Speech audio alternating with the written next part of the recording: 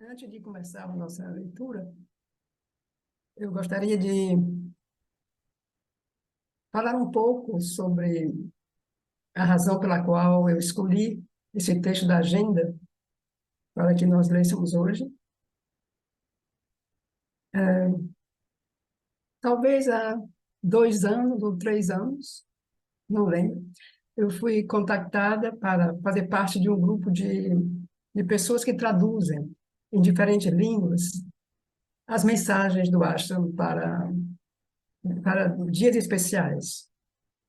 Para os aniversários da mãe Shri Aurobindo, para o dia do Darshan, para o dia, as diferentes ocasiões onde há sempre uma mensagem. Então, agora, depois de alguns anos, estou fazendo parte dessa.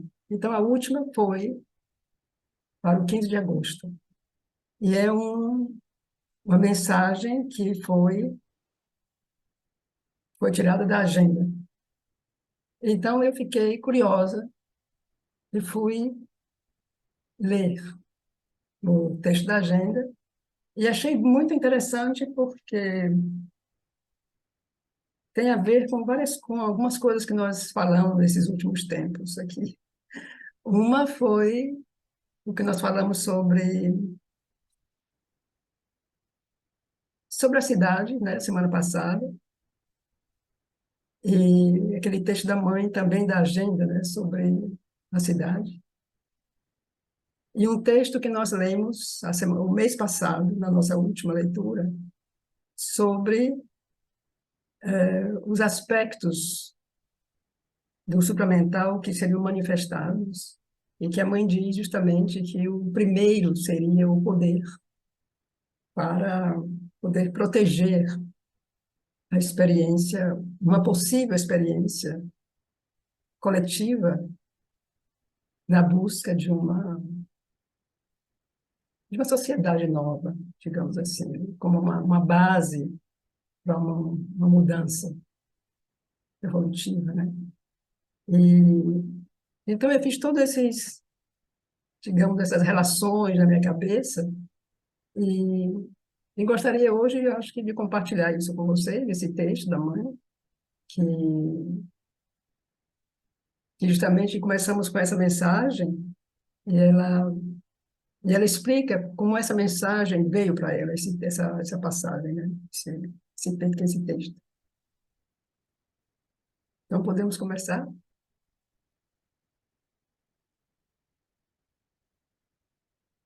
Então, essa foi a mensagem para esse ano, o 15 de agosto.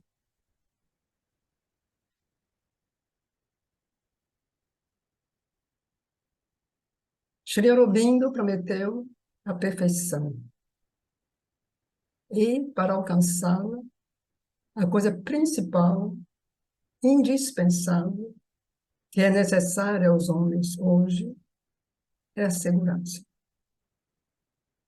Shri Aurobindo prometeu perfeição, e para alcançá-la, a coisa principal, indispensável, que é necessária aos homens hoje, é a segurança.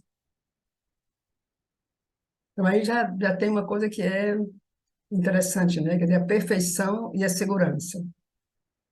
E, então, aqui nós começamos ela explica, né? Ela vai começar a conversa com o Sadhu Prem, e ela começa justamente essa explicação dela, de como ela chegou a isso.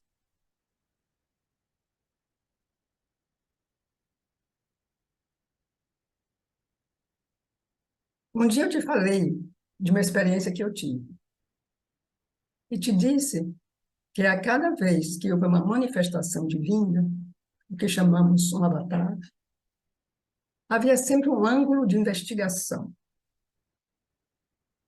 Isto quer dizer que era uma necessidade intensa que empurrava os seres humanos no caminho da evolução, em direção ao objetivo e à transformação.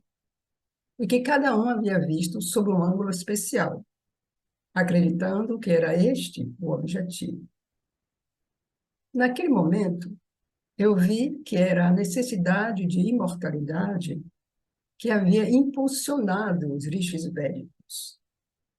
Depois, isto retornou ontem, então eu anotei.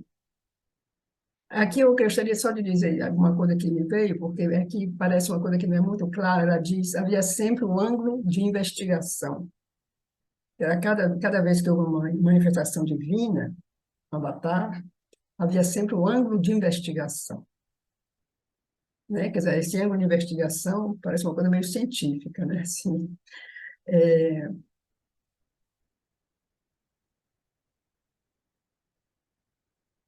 então, quando ela diz eu tive uma experiência, quer dizer, é uma coisa que eu suponho, ela teve a experiência disso, de que cada vez que houve uma manifestação divina, havia um ângulo de investigação, quer dizer, um ângulo de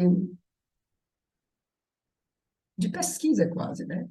De o que é que está acontecendo e por quê, qual é a importância disso. Quer dizer, mas isso em termos humanos, numa linguagem humana, numa linguagem bem mental, bem básica. Mas o que ela quer dizer é como se uma coisa muito maior que isso. Quer dizer, essa é uma necessidade. Quer dizer, finalmente é como que a manifestação do Avatar corresponde a uma necessidade. Então, assim, é uma necessidade intensa que empurrava os seres humanos no caminho da evolução em direção ao objetivo e à transformação. Então, cada um havia visto sob um ângulo especial, acreditando que este era o objetivo.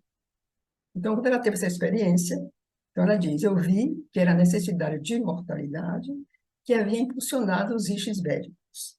Depois, isto retornou ontem, a experiência, né? Então, eu anotei.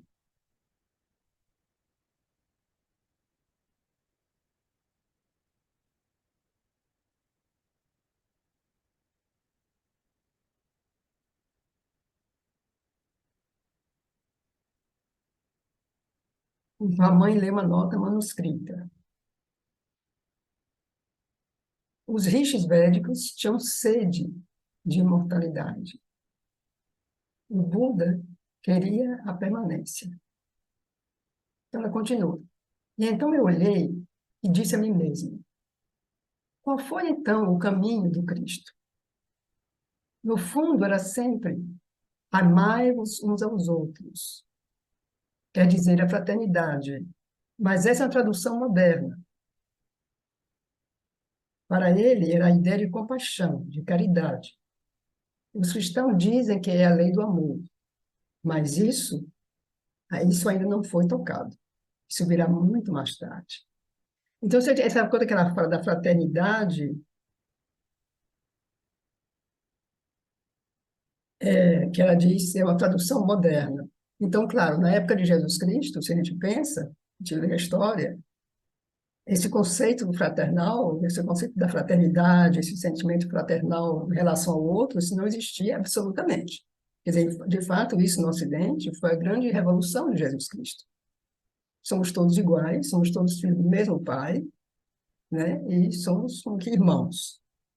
E a gente tem que lembrar que naquele período as pessoas iam ao circo ver, não sei, os leões comerem os heróis, sei lá, havia tudo isso, né? Como se hoje vai ao futebol, quer dizer, era um divertimento ir ver os leões comerem os seres humanos e os seres humanos se degladiarem entre eles, né, os gladiadores, quer dizer, isso é uma coisa assim que fazia parte da cultura da época. Então, falar de fraternidade nesse período não existia isso. Então, por isso que a mãe diz, essa é uma tradução moderna. Então, para ele, para Jesus Cristo, era a ideia de compaixão, de caridade. Então, os cristãos dizem que é a lei do amor. Mas isso ainda não foi tocado. Isso virá muito mais tarde. Então, eu escrevi.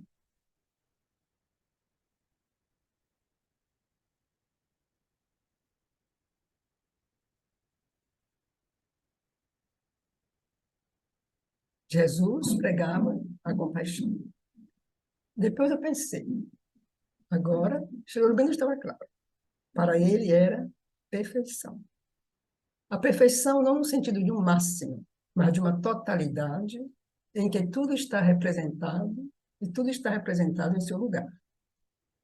E esta perfeição, eu vi que ela deveria ocorrer, ela deve ocorrer por etapas. Ele anunciou algo que se estende por milhares de anos para se realizar. E isto deve ir por etapas.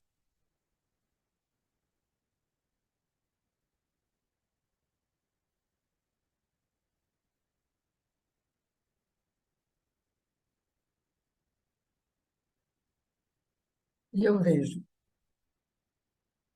aquilo que me parece essencial, indispensável, tudo está aí e tudo toma seu lugar. Mas há uma coisa que é como uma angústia. Não uma angústia pessoal, uma angústia terrestre. É a segurança. Essa necessidade de segurança. Seja o que for que façamos, seja o que for que queiramos, mesmo o amor, mesmo a perfeição, isto tem necessidade de segurança. Nada pode ser feito se temos essa impressão que todas as forças contrárias podem vir e arruinar tudo. É preciso encontrar um ponto em que isso não possa ser tocado, destruído ou interrompido. Então, ela fala, é interessante, ela fala dessa angústia, mas há uma coisa que é como uma angústia, e não é pessoal, uma angústia terrestre. Imagina, ela falou isso, quando é que foi isso? Nos anos 60, né?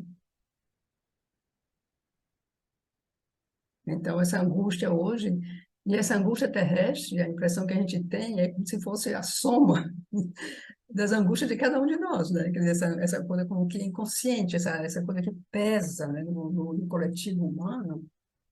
E eu a impressão que hoje em dia é mais do que nunca, né? Essa angústia. Quer dizer, tem uma insegurança enorme no mundo, né? Em relação ao planeta, em relação às guerras, em relação a tudo, né? Então, a vida humana, assim, de cada dia. Então, existe uma insegurança. Então, ela diz, existe essa angústia, é como uma angústia, que não é pessoal, é uma angústia terrestre. Então, seja o que for que façamos, seja o que for que queiramos, mesmo o amor, mesmo a perfeição, isto tem necessidade de segurança. Nada pode ser feito se temos essa impressão que todas as forças contrárias podem vir e arruinar tudo. É preciso encontrar um ponto em que isso não possa ser tocado, destruído ou interrompido. Então, essa impressão de forças contrárias, claro, a maioria das pessoas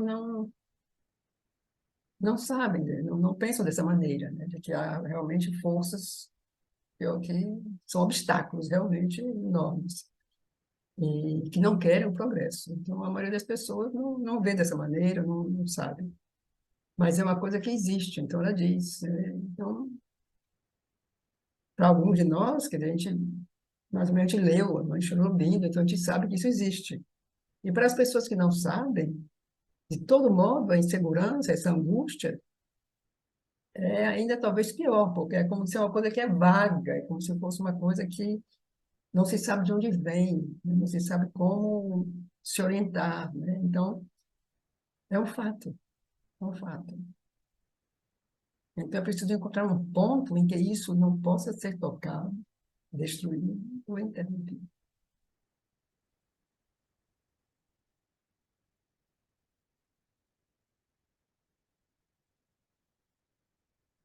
Portanto, é a segurança, é a própria essência da segurança.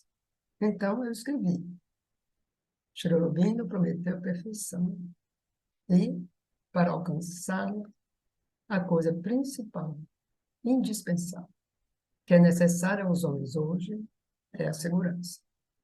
E vamos lembrar do que a mãe descreve, né? Como ela define essa perfeição. Quer dizer, não é a perfeição que a gente está habituado a ver, a perfeição nas coisas, mas é cada coisa no seu lugar. Então, na estrutura social, na estrutura da vida, no próprio ser, como cada coisa cumpre a sua função, cada coisa está no seu lugar, numa grande harmonia. Então, essa perfeição é uma profunda harmonia, né? Uma harmonia indescritível, né? Então, para chegar a isso, o que se precisa, já diz hoje, então eu diria até hoje, mais do que nunca, é a segurança.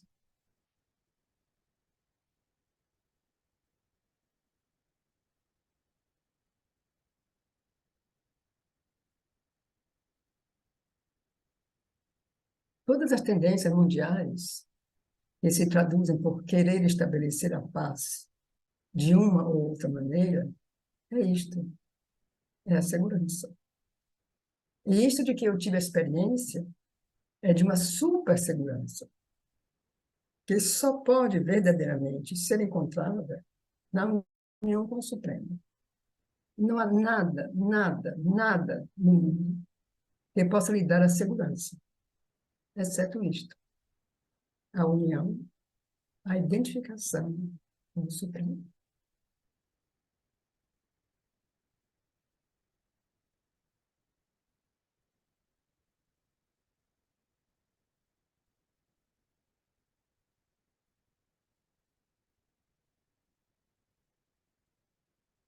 Portanto, segundo a experiência destes dias, essa busca de segurança é apenas um primeiro passo em direção à perfeição. Ele veio para anunciar Cherubim, né? Ela fala Cherubim. Ele veio para anunciar. Eu escrevi prometer voluntariamente. Ele veio prometer a perfeição. Mas entre esta promessa e a realização, há muitos passos. E para minha experiência, o primeiro passo é este, a busca de segurança. E isso corresponde muito bem ao estado de espírito terrestre. É impressionante essa coisa tão atemporal, né? Quer dizer, que a mãe Schrubin tem, essa, de falar, digamos, há não sei quantos anos atrás, né? 60 anos, algo assim, e é como se fosse agora, né? Quer dizer, a busca da segurança. E isso corresponde muito bem ao estado de espírito terrestre. Então, isso é o que nós estamos vivendo, né? Que essa, justamente, talvez, bom, a gente vai ver na continuação, é, é algo que tá empurrando a humanidade, talvez justamente a descobrir isso que ela diz, quer dizer, a segurança está em outro lugar, quer dizer, a segurança não está nisso, segurança só o divino pode nos dar a segurança.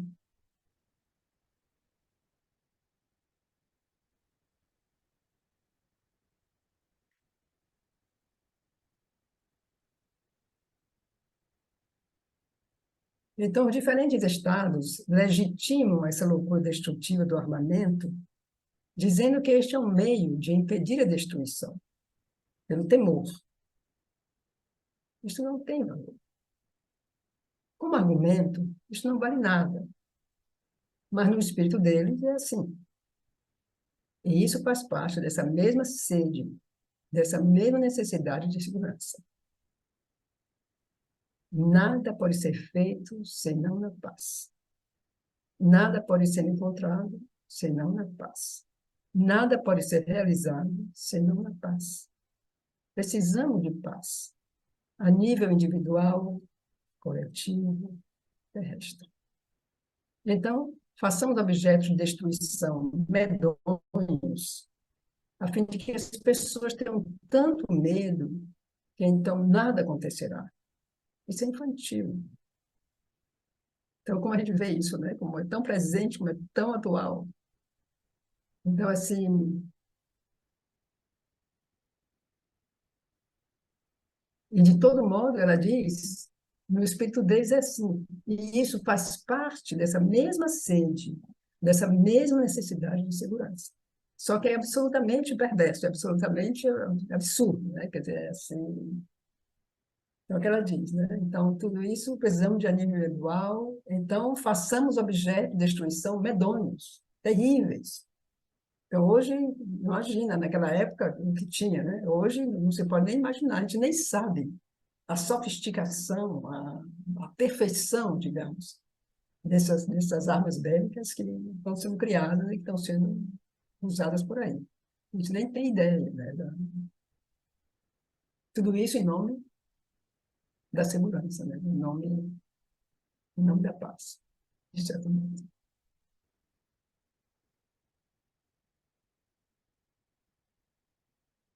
Então, é incrível, inclusive a linguagem da mãe, quer dizer, a linguagem dela, sobretudo na agenda, é de uma simplicidade, né? Assim, como ela diz as coisas de maneira tão cristalina, né? Assim, tão, é muito, muito incrível, né?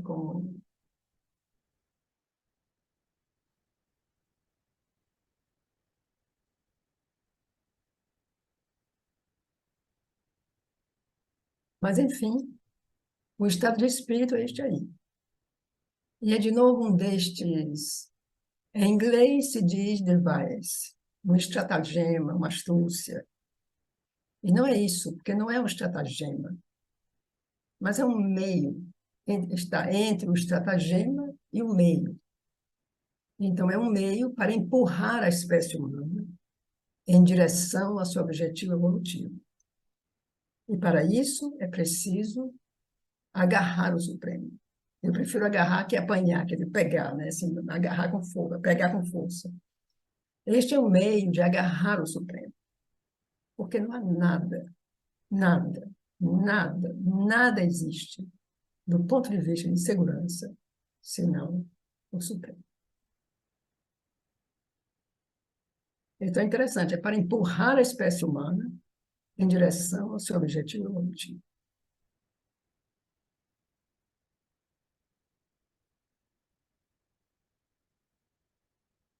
É como se nós temos que chegar a esse, é um paroxismo, né? Chegar a esse paroxismo de insegurança, porque é o que vivemos, né? Em termos de tudo. Então é para chegar a isso mesmo, quer dizer, não há nada em termos humanos que possa nos dar nenhuma segurança, não há nada. A única segurança que não podemos ter é o divino. E talvez é por isso que nós temos que chegar a esse extremo que estamos vivendo, para ver que, em termos humanos, a gente não consegue sair, né? Como que fica girando, né, em redor do mesmo ponto, e fazendo conferências, né, encontros e discussões, que são coisas louváveis, né? São esforços, mas que continuam no plano da mente. Então, a gente tem que sair disso.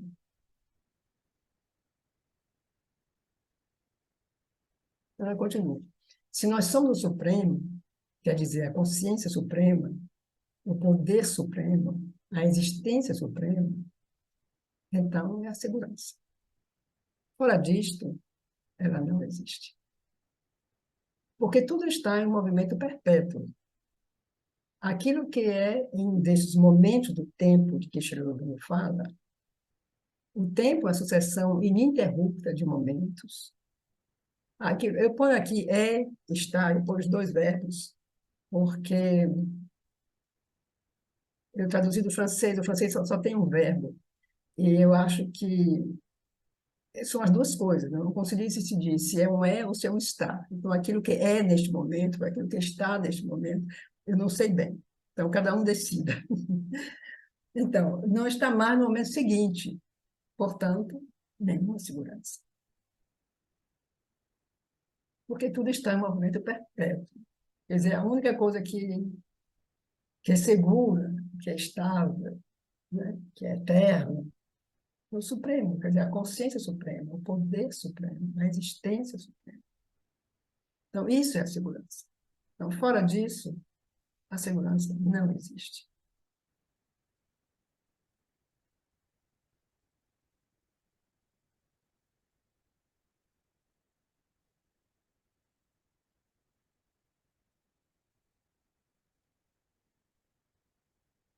É a mesma experiência, vista de um outro ângulo, que é a do Buda, ao dizer que nada havia de permanente. E, no fundo, os rishis tinham visto apenas o ângulo da existência humana. E é por isso que eles queriam a imortalidade. Tudo se unifica.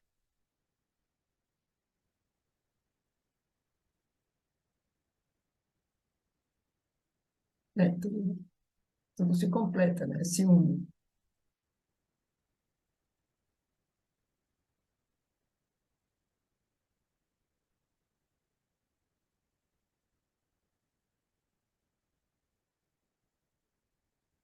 Então, eu encontrei um poema Chororobim, que se chama Da Batalha.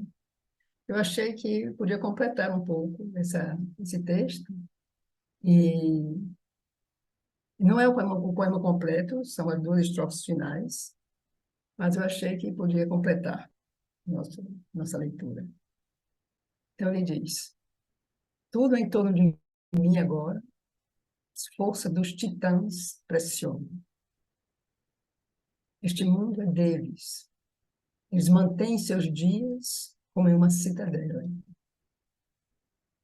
Eu estou coberto de feridas e o combate é sem misericórdia. Não é ainda a tua hora de vitória? Como tu queiras. Aquilo que é o destino, tu ainda deves, tu o sabes, ó ancião dos mundos, tu o sabes. Então, vamos ler de novo. Estamos na batalha. Então, vamos ver a data, é setembro de 39, quer dizer, assim, Segunda Guerra Mundial, né? O Chernobyl estava muito envolvido no plano oculto nesse período, né, com a guerra. Então, tudo em torno de mim, agora, as forças dos titãs pressionam. Este mundo é deles. Eles mantêm seus dias como uma cidadela. Eu estou coberto de feridas e o combate é sem misericórdia. Não é ainda a tua hora de vitória, como tu queiras. Aquilo que é o destino, tu ainda deves, tu o sabes, ó ancião dos mundos, tu o sabes. Cherubim sempre, nós, quando vimos aqui, ele diz muito, né, nos seus poemas. Então, imagino que então, foi mais ou menos nesse período que ele tinha tido esse acidente, né? Tinha quebrado a perna. Então, esse foi um ataque oculto. Então, realmente, ele e a mãe, eles estavam os dois muito envolvidos, digamos, nessa batalha, né? Nessa guerra. Então, em torno de mim, agora, as forças dos titãs pressionam. Este mundo é deles. Naquele momento, parecia que o mundo era deles, né? Eles mantêm seus dias como uma cidadela. Eles têm assim, o dia do mundo, né? O tempo, a situação. Estou coberto de feridas e o combate é sem misericórdia. Não é ainda a tua hora de vitória. Então, assim, a gente não se dá conta, ou acho que é impossível, né, para nós, seres humanos, assim, com todo o amor que nós podemos ter com o Chororobim e a mãe, eu acho que é fora do nosso alcance imaginar tudo o que eles fizeram pela humanidade, né, por nós. Tudo que eles se deram, tudo que eles sofreram, tudo que eles passaram através, né, assim,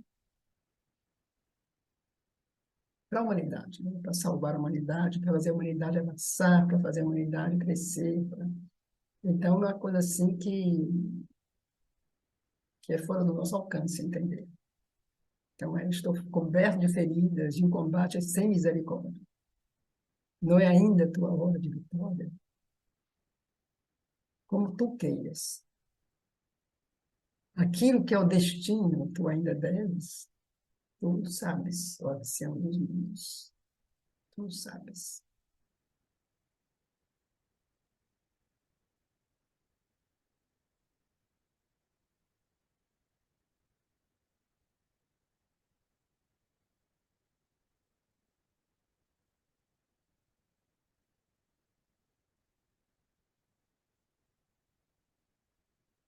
Então, vamos continuar com essa tradução desses textos da mãe sobre a vida divina.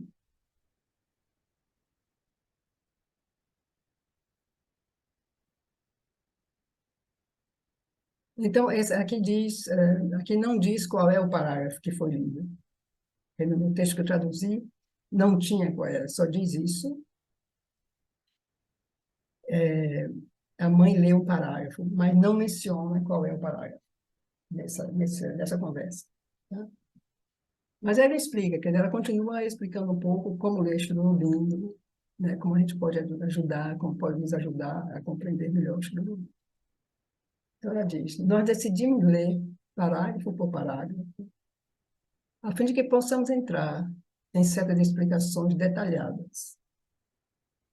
Mas este método tem um inconveniente. Como eu já disse a vocês, é que Aurobindo toma todas as teorias e as explica em todos os seus detalhes, com todos os argumentos delas, a fim de mostrar mais tarde quais são seus defeitos e sua inabilidade para resolver o problema e apresentar sua própria solução, quer dizer, a solução de Aurobindo. Mas, quando paramos no meio do argumento e tomamos um só parágrafo, se você ler este parágrafo sem seguir até o final, podemos imaginar muito bem ou acreditar que ele, Shiro Aurobindo, está dando sua própria opinião. Isso nós já vimos algumas vezes já. Com o Shiro Aurobindo, realmente, ele toma todas. Lembra, a última vez ela falou como se fosse uma roda, né, que tinha os aros, não, como se chama isso, os raios, né? Em que Shiro Aurobindo como que fica no centro, e aí como que ele partia, né? Ele explorava, né? Ele explicava, ele destrinchava, né? Cada oposição, cada divergência, cada ideia nova. Quer dizer, ele realmente vai abrindo assim, o leque, né? De todas as possibilidades, e aí depois vai chegando, vai clarificando, vai esclarecendo tudo e apresenta a solução dele. Então, isso nós já vimos isso várias vezes, e na vida divina isso assim é incrível. Então, é uma coisa muito difícil você abrir a vida divina assim, por acaso, e citar Cherubim, que pode ser que a gente não esteja realmente citando Cherubim, está citando alguma coisa que ele está descrevendo. A mãe fala disso também, né? Acho que nós já vimos isso numa leitura precedente.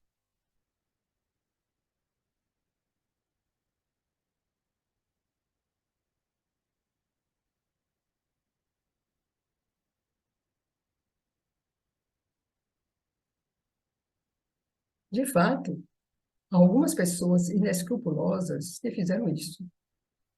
E quando quiseram provar que suas próprias teorias estavam corretas, elas citavam parágrafos de Cherubim sem dizer o que havia antes ou o que vinha depois, para sustentar sua própria teoria. Então diziam: veja, Cherubim escreveu isto na vida divina. Ele escreveu isto, mas isso não quer dizer que era a sua maneira de ver. E agora estamos enfrentando a mesma dificuldade. Isso já aconteceu comigo mesmo algumas vezes, de ver citações de Cherubim em alguns lugares assim, e, e ver assim claramente que não é ele, né? Quer dizer, que está assim, dessa maneira, você abre o livro, ou o Cherubim disse isso. Mas quando você vai ler o parágrafo, vai ler o capítulo, aí você vê que não é Cherubim que está dizendo isso. Ele está só descrevendo a ideia de uma outra pessoa, de um outro pensador.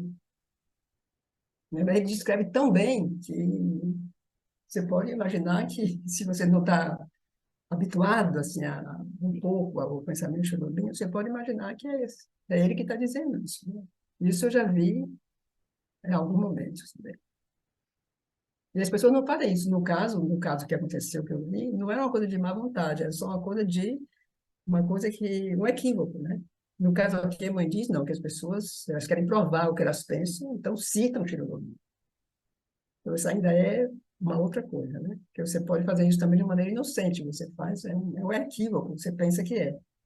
Mas no caso aqui, que ela diz, ele quer sustentar a própria teoria, então diz, isso é, Cherubim diz a mesma coisa na vida de mim.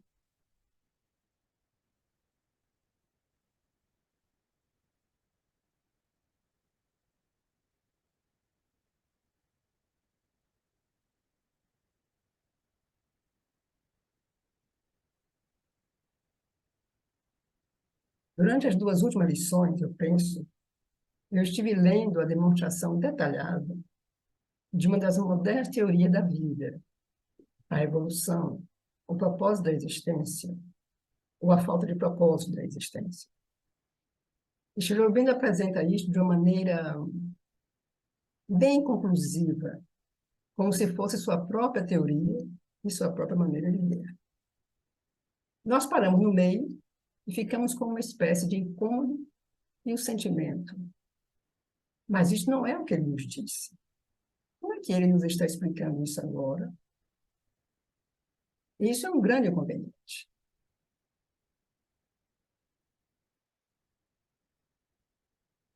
Então, ela está dizendo isso assim porque está falando com os jovens. Então, está se dirigindo a eles, dizendo assim que eles podem ter pensado isso. Então, nós paramos no meio, ficamos com uma espécie de incômodo, né? Quer dizer, talvez um deles, aquele jovem aí, talvez ficaram com uma espécie de incômodo, mas ele não disse isso antes. Por que ele está dizendo agora? Então, isso é um grande inconveniente, ela diz.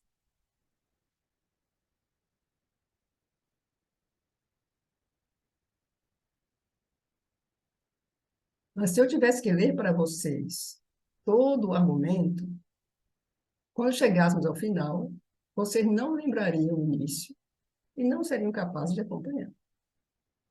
Então, a melhor coisa é continuar tranquilamente, um parágrafo de cada vez, tentando compreender o que ele está dizendo, mas sem pensar que ele quer nos provar que é a verdade.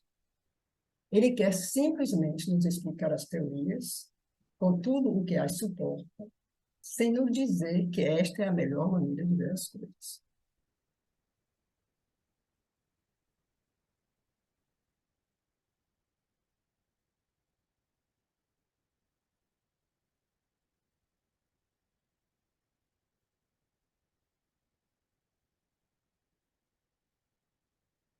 Na realidade, você deve considerar essas leituras como uma oportunidade de desenvolver a mente filosófica em vocês mesmos e a capacidade de organizar ideias em uma ordem lógica e estabelecer um argumento em uma base segura. Devem tomar isto como exercícios com halteres, para a mente desenvolver músculos. Estes são exercícios com halteres para a mente desenvolver nosso cérebro. E vocês não devem saltar para conclusões apressadas. Se esperarmos com paciência, no final do capítulo ele nos dirá. E nos dirá tendo como base um argumento irrefutável. Ele nos dirá por que ele chegou a esta conclusão. Então, essa é uma coisa que a mãe insiste várias vezes, né? Como o cérebro, digamos, é o cérebro mesmo, né? A gente pode desenvolver como desenvolve os músculos. Eles são exercícios para desenvolver a capacidade mental, a capacidade lógica. Então, saber, como se pode dizer isso assim, abrir no sentido de abrangência, né? Quer dizer, de poder aprender o maior, com a maior vastidão possível, né? O maior número de ideias, de percepções. Isso é uma maneira de alargar a mente, né? De alargar, de fortificar, de desenvolver a capacidade mental, como desenvolvemos a capacidade física, né? Muscular, de energia, né? De tudo. Quer dizer, é uma coisa que faz parte do processo do crescimento da evolução humana. Então, ela diz, esses exercícios são exercícios com halteres, que é essa coisa que a gente faz para fazer peso, né? De carregar peso, para desenvolver os músculos, né? Então, são para a mente desenvolver o cérebro. E, sobretudo, não devemos saltar para a conclusão apressada, né? Ou ele diz isso, ou eu entendi isso. Não, eu acho que isso é uma coisa também muito importante ao ler essa calma. Quer dizer, uma calma mental, eu diria. Uma calma mental, eu até uso a palavra humildade, né? Quer dizer, essa humildade de deixar a coisa entrar sem querer já saber, sem querer se apressar, sem querer já entender tudo, né? Mas deixar entrar, se abrir, receber e reconhecer que E realmente a gente não entende, né? Que a gente entende pouco, mas que vai entendendo cada vez mais, né? É um processo gradual.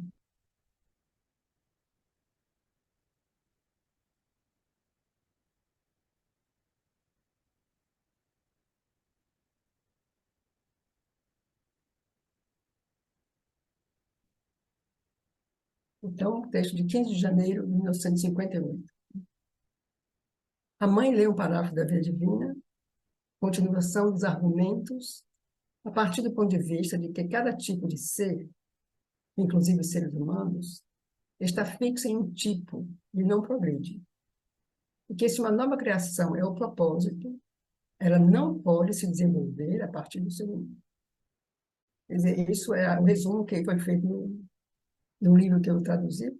Esse é uma espécie de resumo que eles fizeram do que a mãe leu. Isso foi coisa que nós lemos também das nossas leituras precedentes, né? Essa coisa do tipo, né? Os tipos fixos, né? Que não, eles não se desenvolvem a partir disso. Eles são isso, ficam assim, sem se desenvolver em outra coisa, sem nada. O tipo é fixo.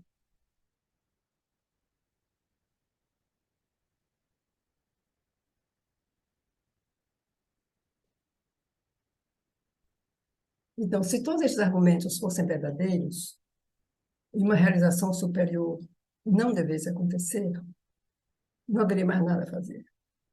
Mas, felizmente, isso não é verdadeiro.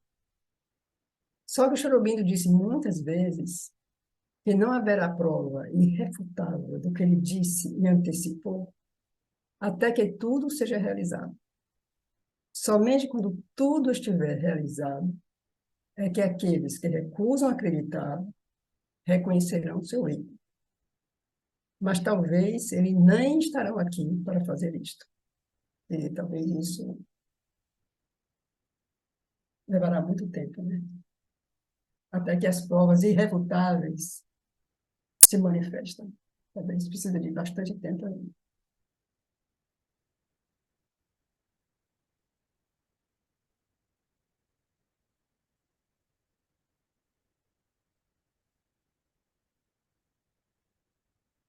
Então, há apenas uma coisa a fazer: continuar seu caminho, mantendo sua fé, sua certeza, e não dar atenção a contradições e negações. Há pessoas que precisam do sustentáculo e da convicção de outros para se sentirem confortáveis e à vontade. Elas estão sempre infelizes, porque, claro, elas vão sempre encontrar pessoas que não acreditam. E então elas ficam chateadas, e isto as perturba. Devemos encontrar nossa própria certeza em nós mesmos, mantê-la apesar de tudo e seguir nosso caminho, custe o que custar, até o fim. A vitória é para o mais persistente. Então, isso aqui, assim, é uma mensagem muito clara, uma coisa que a mãe disse muitas vezes, em diferentes momentos, em diferentes linguagens. E Cherubim também, nas cartas, né? Sempre essa coisa da persistência, né? Continuar o caminho, manter a fé e a certeza, e não dar atenção a contradições, negações. Então, é verdade, quantas pessoas necessitam, né, de ter apoio, de ter pessoas que acreditam, de ter com quem falar, com quem compartilhar, que se sentem inseguros porque não sabe como acreditar, não sabe como manter sua fé. Então, precisam do sustentáculo da convicção de outros para se sentirem confortáveis e à vontade. E vão se sentir sempre felizes, porque vão sempre encontrar pessoas que não acreditam. Então, isso as pessoas ficam muito perturbadas com isso, né? Mas então devemos encontrar nossa própria certeza em nós mesmos, mantê-la apesar de tudo e seguir nosso caminho, custa o que custar, até o fim. A vitória para o mais persistente. Eu imagino que para isso também a gente E daí também a importância, né, de ler Eixo do Lubin. Seria muito bom desenvolver uma visão mais, justamente mais ampla, porque é verdade que a gente vê cada um de nós, né, assim, se vê a si mesmo, vê o mundo, vê como tudo é muito lento, tudo é muito contraditório. Então, falar da vitória, assim como a mãe diz assim, com a letra maiúscula, né, assim, a vitória. Então, pensar nisso é como um grande desafio para a gente, assim, acreditar que é, né, isso. Mas, então, assim, o que é bom é, talvez, nessa amplidão que a gente precisa desenvolver, é que isso é um processo evolutivo, quer dizer, a vitória, ela pode vir também em pequenos passos, né? Cada pequeno passo é uma vitória. Cada coisa que a gente consegue fazer, mesmo pequena, na direção justa, é uma vitória da Mãe Divina, né? Quer dizer, os pequenos passos que a gente consegue, com essa segurança, com essa fé, que a gente consegue materializar, que a gente consegue realizar as pequenas coisas, são vitórias, né? Cada passo desse é uma vitória. Então, assim, eu penso esses nossos encontros aqui nos domingos, depois de quase 3 anos, isso para mim é uma vitória que isso se mantenha. Então, é uma vitória da Mãe Divina. É uma vitória da Mãe Divina e para a Mãe Divina. E, então, isso faz parte dessa persistência, isso faz parte dessa coragem, né? Dessa fé. Então, isso é uma coisa que é muito, muito, muito importante no yoga de Shri Aurobindo.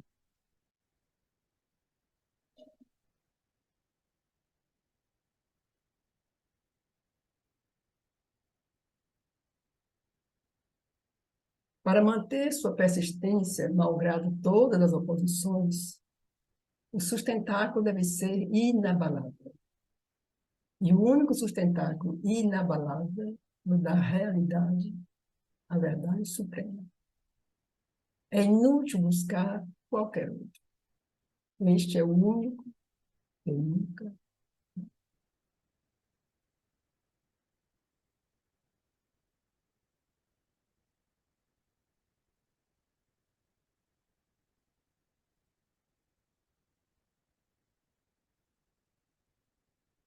Então, vamos continuar ainda com outro dia. A mãe leu a passagem da vida divina, que conclui com a exposição dos argumentos intelectuais contra o aparecimento de uma espécie superior.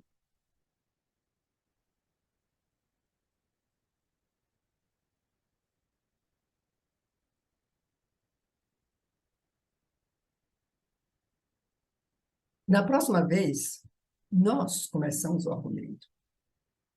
Todos esses argumentos acontecem em um campo onde, em geral, você não vai, não é? É um campo que não é familiar para você. Quer dizer, todos esses, nós lemos, né, que nesse capítulo, todos esses argumentos. Então, ela está falando com os jovens, então ela diz isso. Então, na próxima vez, nós começamos o argumento, quer dizer, no diálogo, né, deles, né? Então, todos esses argumentos acontecem em um campo onde, em geral, você não vai, não é? É um campo que não é familiar para você. De fato, é um campo muito especial, bem distante da ação ou de qualquer realização prática. Sempre me pareceu que se poderia pegar qualquer ideia e usá-la como ponto de partida para um argumento, e, por meio da lógica intelectual, conseguir provar que esta ideia é inteiramente verdadeira apenas pelo poder da argumentação. Quer dizer, isso é a mente, né? Quer dizer, isso é a coisa mental que pode. Então, tem pessoas que são brilhantes, né, na argumentação. Então, ela pode convencer qualquer ideia, pode ser bastante, por mais estranha que pareça, se a pessoa tem um argumento assim brilhante, então ela pode convencer muita gente, né? Isso também acontece, a gente sabe disso, né? Então, provar que a ideia é verdadeira, é inteiramente verdadeira, apenas pelo poder da argumentação.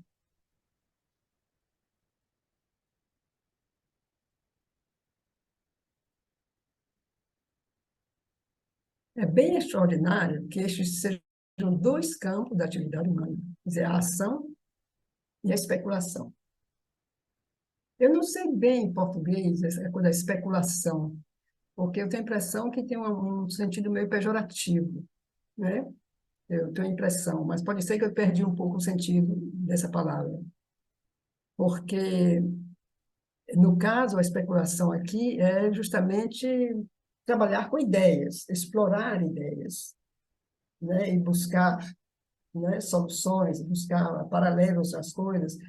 Quer dizer, eu não sei se em português não tem também, como eu disse antes, não é um pouco pejorativo, então não é isso.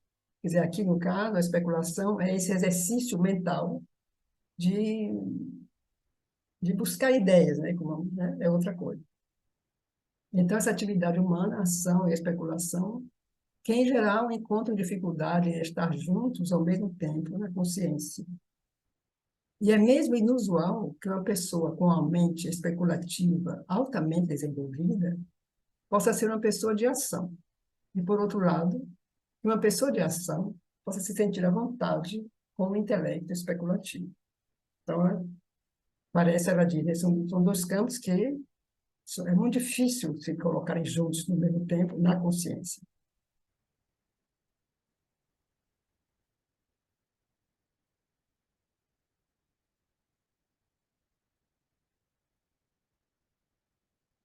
Quando uma pessoa tem uma tendência essencialmente prática para efetuar coisas, sempre sente que todas essas especulações, argumentos, deduções, são uma ocupação mais ou menos interessante para pessoas ociosas. Mas eu não ouso dizer isto muito alto, pois não é apreciado por intelectuais. Isso me pareceu sempre um exercício de ginástica muito interessante do ponto de vista do desenvolvimento mental, mas sem muito resultado prático. Quer dizer, isso é a ideia da mãe. Então, ela disse que ela diz isso sem dizer isso muito alto, pois não é apreciado por intelectuais. Então, ela diz que ela vê isso como um exercício de ginástica, muito interessante do ponto de vista do desenvolvimento mental, mas sem muito resultado prático.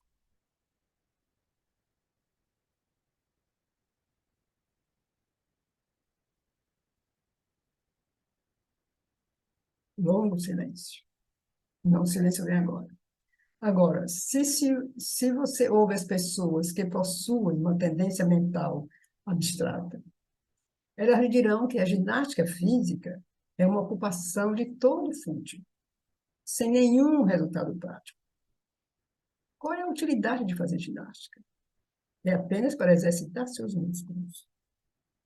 E por que não exercitar os nossos músculos mentais, como você exercita os músculos do seu corpo? E ambos argumentos têm o mesmo valor. Para mim, a solução se encontra em outro lugar. Então, aí houve um longo silêncio.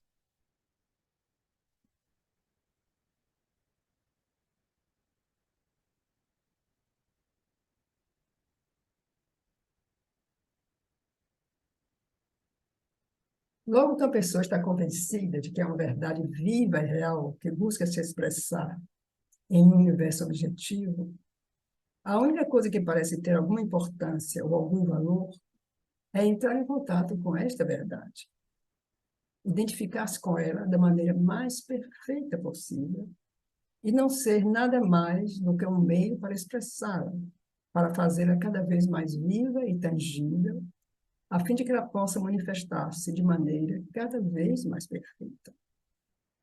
Todas as teorias, todos os princípios, todos os métodos são mais ou menos bons, segundo sua capacidade de expressar esta verdade. É como se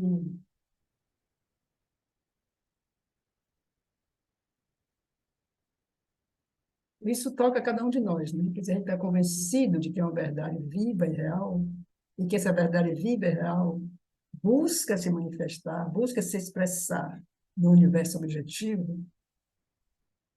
Então, a única coisa que parece ter alguma importância ou algum valor é entrar em contato com esta verdade. Quer dizer, se estamos convencidos que há uma verdade viva que busca se expressar, então a coisa do mais que pode ter algum valor, que pode ter importância, é entrar em contato com essa verdade. Ao menos tentar entrar em contato. Identificar-se com essa verdade da maneira mais perfeita possível. e não ser nada mais do que um meio para expressar, para fazê-la cada vez mais viva, tangível, a fim de que possa se manifestar da maneira cada vez mais perfeita. Todas as teorias, todos os princípios, todos os métodos são mais ou menos bons, segundo sua capacidade de expressar esta verdade. Então, no fundo, é como se essa verdade, o que a gente vê em muitos movimentos religiosos, movimentos esotéricos, movimentos mesmo sociais, que são tentativas, né, de tornar essa verdade uma coisa manifesta, uma coisa viva. Mas então, todos esses métodos, todas essas coisas, são mais ou menos bons segundo a sua capacidade de expressar esta verdade. Então, são todos, no caso, enquanto a gente está aqui no plano mental, né, mental físico, são todos esses métodos são mais ou menos bons, mas são extremamente limitados e, de certo modo, estreitos, né, porque ainda estão nesse plano e não podem expressar essa verdade na sua dimensão. Então, é sempre como se tivesse assim, uma gota e cada um diz que essa é a verdade, mas nenhum consegue ver, digamos, uma coisa maior do que isso.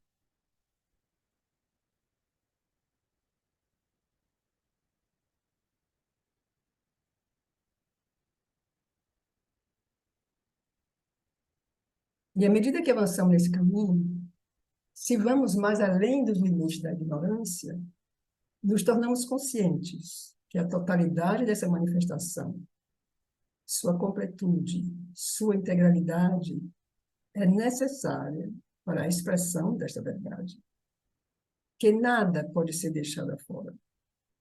E talvez que não há nada mais importante ou menos importante. A única coisa que parece necessária é uma harmonização de tudo, que põe cada coisa em seu lugar, em sua relação verdadeira com todo o resto, a fim de que a unidade total possa manifestar-se harmoniosamente.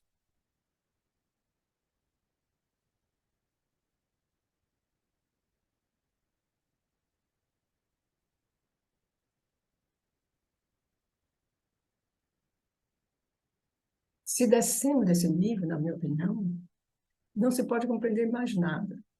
E todos os argumentos têm o mesmo valor na estreiteza e na limitação, que elimina todo o seu valor real.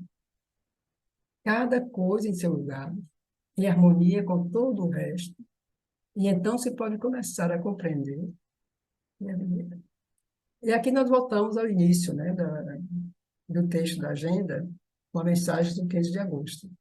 Cada coisa em seu lugar, em harmonia com todo o resto. E então se pode começar a compreender e a viver. Então, silêncio.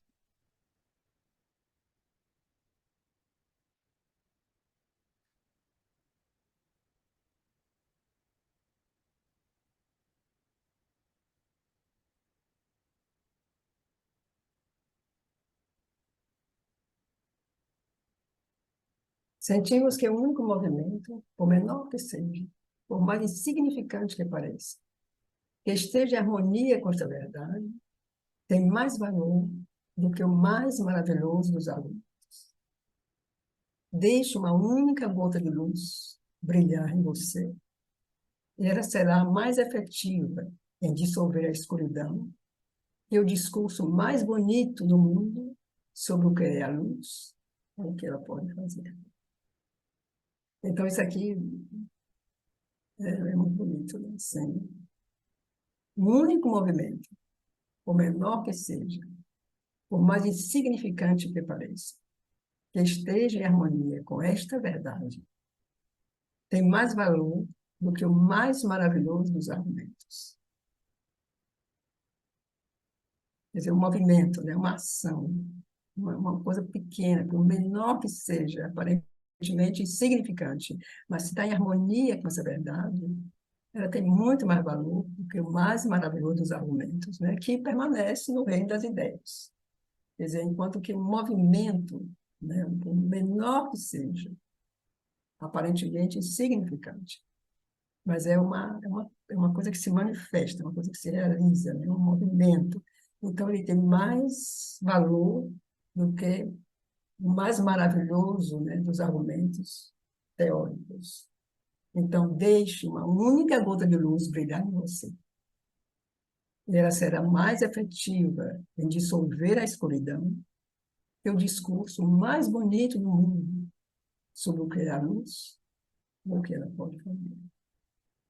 Então, você pode, assim, fazer discurso, né, a importância da luz, escrever livros e tal, mas, assim, quando você se torna algo dessa luz, quando uma única gota de luz brilhar, então ela será muito mais efetiva em dissolver a escuridão do que qualquer discurso, por mais bonito que seja, né?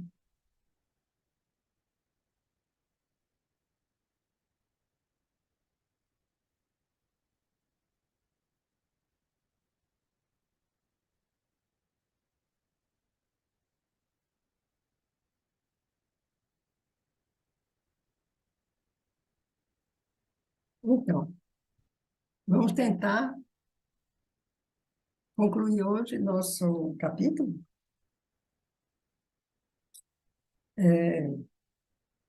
Nós temos a página 754. 754. Então, bem embaixo da página, nós temos aqui o nosso texto.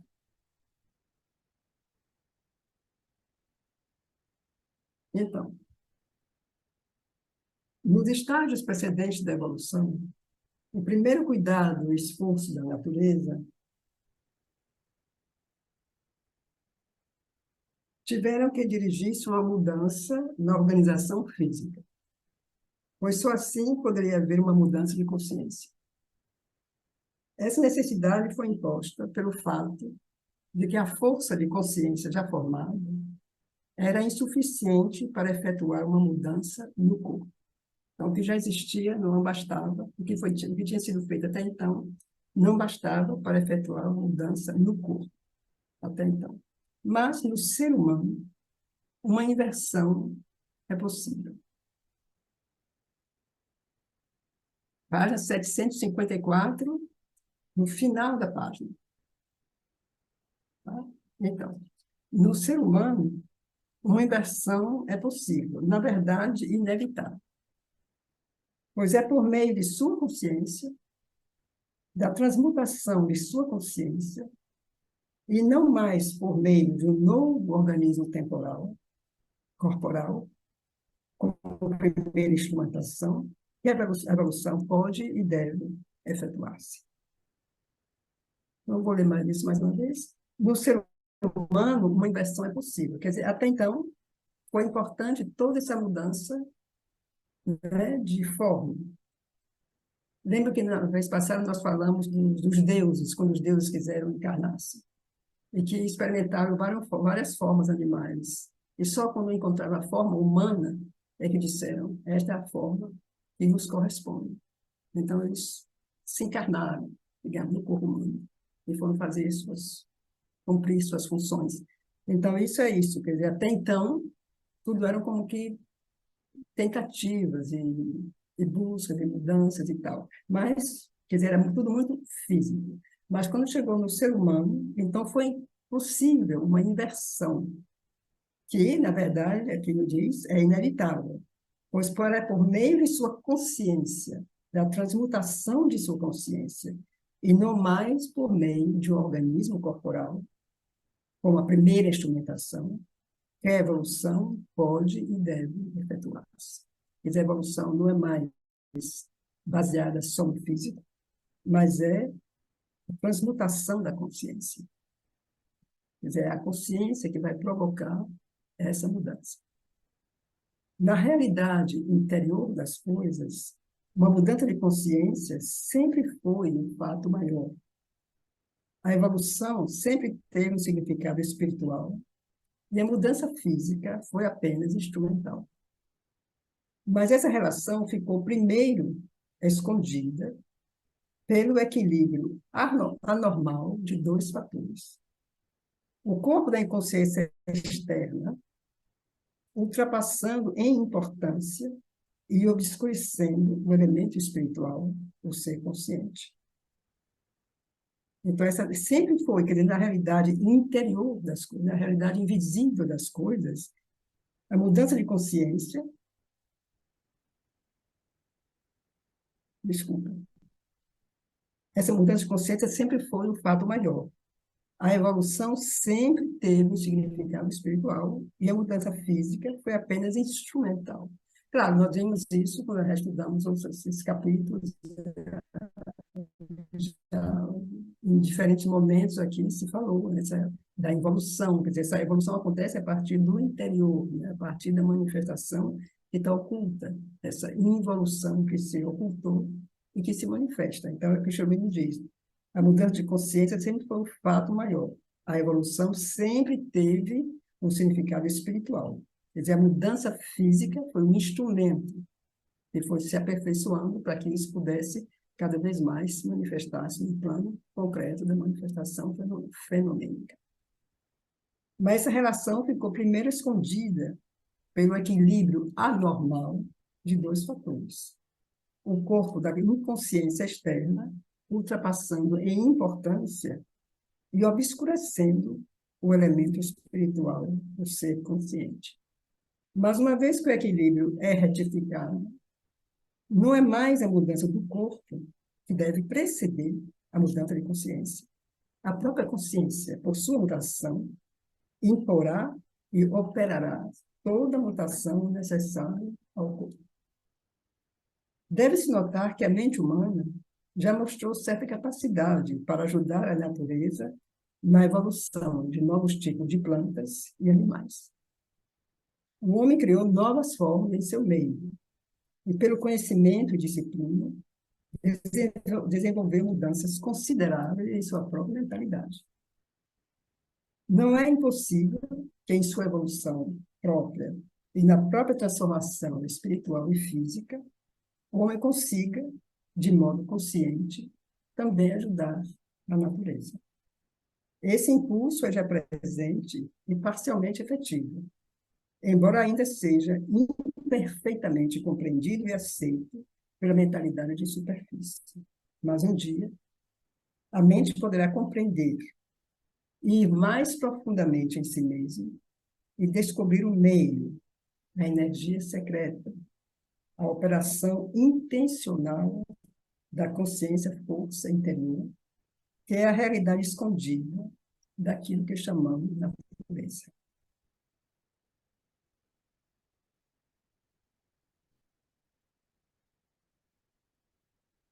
Então, todas essas são conclusões a que se pode chegar pela simples observação dos fenômenos externos da natureza e sua progressão. A evolução em superfície do ser, a evolução em superfície do ser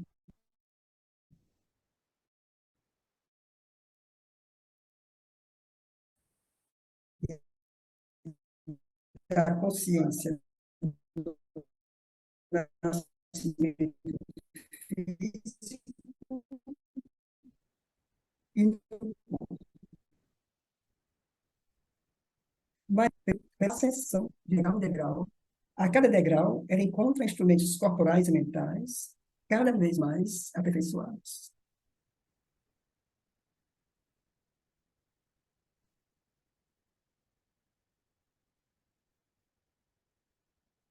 Nessa progressão, a entidade psíquica está ainda velada.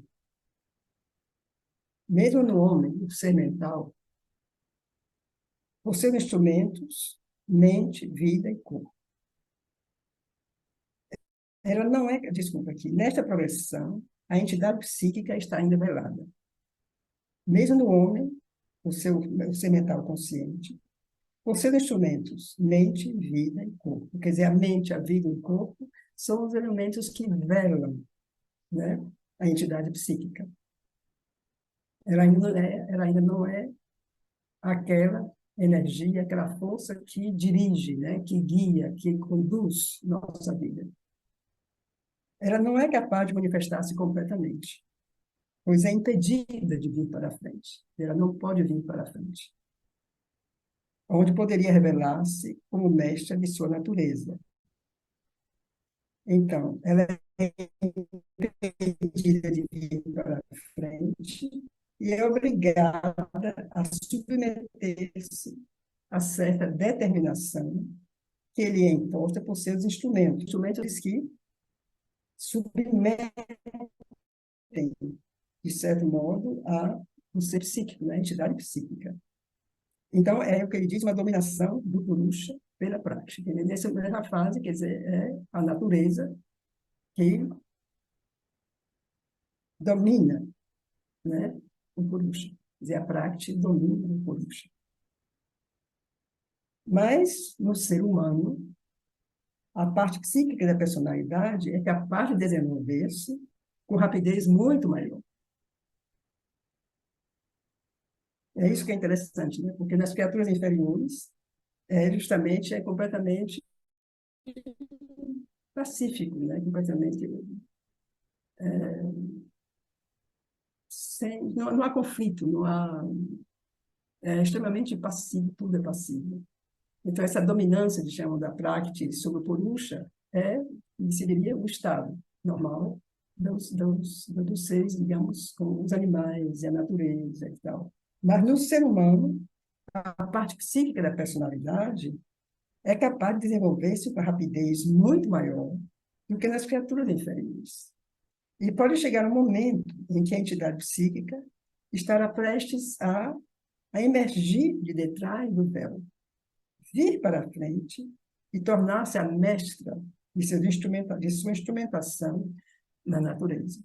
Quer dizer, isso seria assim, o momento onde o ser psíquico vem, né, já está maduro bastante, para poder, digamos, como ele diz aqui, tornar-se o mestre, né, dos instrumentos da natureza, da mente, da vida, do corpo. Então, o homem tem essa capacidade. Chega um momento onde o ser psíquico é aquele que vai dominar a mente, a vida e o físico.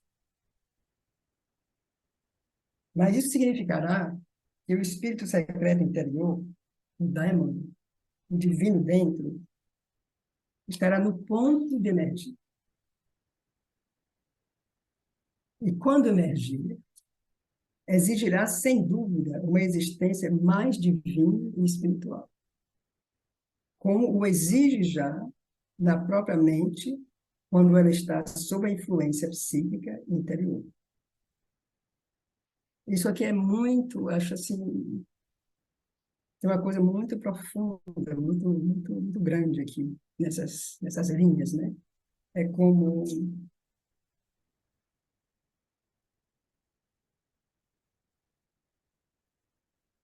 então, quando esse ser, né, evolui bastante para vir diante, vir para frente, né, conduzir a vida, então quando ele emergir, exigirá, sem dúvida, uma existência mais divina e espiritual. Então, na mente, ele exige já, na própria mente, quando a mente está sob a influência psíquica interior, ele já exige uma, uma outra coisa, ele já exige já eu diria, uma perspectiva, uma visão, uma reflexão, quer dizer, uma mente que é aberta ao espiritual, quer dizer, quando o ser psíquico está, então a mente talvez seja o primeiro elemento que pode responder, né? Porque o psíquico é o coração, quer dizer, o ser interior. Então, assim, não é o vital, quer dizer, não é, né? Mas talvez seja a mente, né? Que ele já exige isso, na própria mente, quando a mente está sob a influência. Então, quando a mente tem já uma influência, digamos, quando está aberta já ao espiritual, é porque tem essa influência psíquica. Então, é isso que isso vai se expandir, quer dizer assim. Então, ela vai exigir também, quando ela vai emergir completamente, uma existência, a existência mesmo, tem que se tornar mais divina e mais espiritual. dizer, não só elementos, digamos, mentais, né, digamos, na nossa mente, no nosso sentimento, mas, assim, é tudo. Quer dizer, a existência tem que se tornar divina. Na natureza da vida terrestre, em que a mente é um instrumento da ignorância, isso só pode ser efetuado por uma mudança de consciência, pela transição de uma vida fundamentada na ignorância a uma vida fundamentada no conhecimento. De uma consciência mental a uma consciência supramental, uma instrumentação supramental da natureza.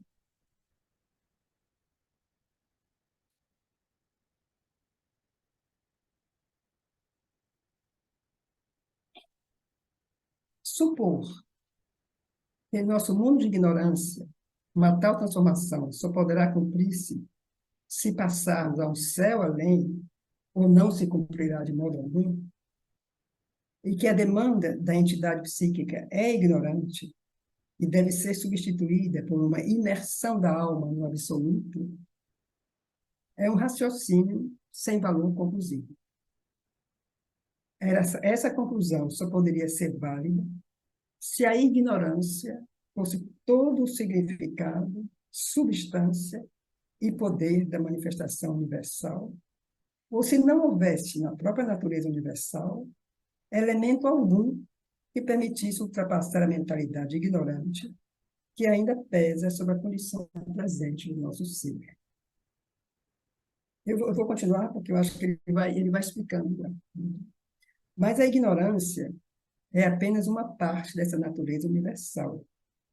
Ela não é nem sua totalidade, nem seu poder original ou criador. Em sua origem suprema, a ignorância é um conhecimento que se autolimita. E mesmo em sua origem inferior, quando emerge da pura inconsciência material, é uma consciência reprimida, que elabora para reencontrar-se, retomar-se, manifestar o conhecimento, que é seu caráter verdadeiro, e fazer dele o fundamento da existência.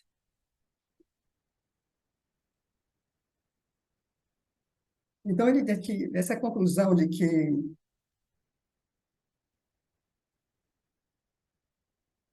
essa transformação só poderá se cumprir porque vivemos no mundo da ignorância, se passarmos ao céu, né? Ou senão não vai se cumprir. E que esse apelo da entidade psíquica, essa demanda, é ignorante e deve ser substituída por uma imersão da alma no absoluto. Então, tudo isso é um raciocínio sem valor conclusivo, Schrödinger nos diz. Quer dizer, o que quer dizer aqui que não é possível a manifestação, né? Só é possível saindo da manifestação. Se quisermos ter qualquer experiência, digamos, com a entidade superior, temos que sair da manifestação. É o que, né? Esse elemento que ele coloca aqui para explicar. Então, essa conclusão só poderia ser válida se a ignorância fosse todo o significado, substância e poder da manifestação universal, ou se não houvesse na própria natureza universal elemento algum que permitisse ultrapassar a mentalidade ignorante que ainda pesa sobre a condição presente do nosso ser. Mas existe na natureza, existe um elemento, a gente sabe, existe um elemento progressivo, um elemento de luz que desenvolve-se pouco a pouco. Então, a ignorância é apenas uma parte dessa natureza universal. E isso aqui também é uma coisa muito, que a gente também já tocamos esse ponto em vários momentos.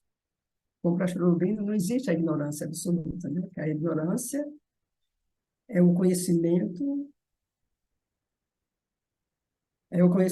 esquecido de si, né? Quer dizer, a ignorância, ela vai se tornar conhecimento, ela vai evoluir ao conhecimento, ela vai se desenvolver até o conhecimento.